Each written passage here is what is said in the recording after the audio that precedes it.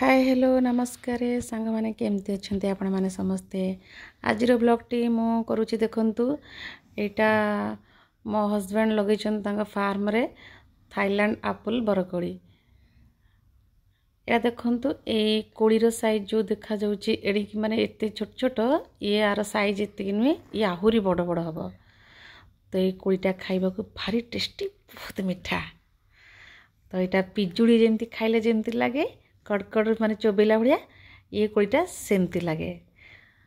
तो देखंतु गच्छ पूरा केते सारा माने को पर्यंत गच्छ देखंतु हेची केड़ बड़ गच्छ देखंतु बिछे ही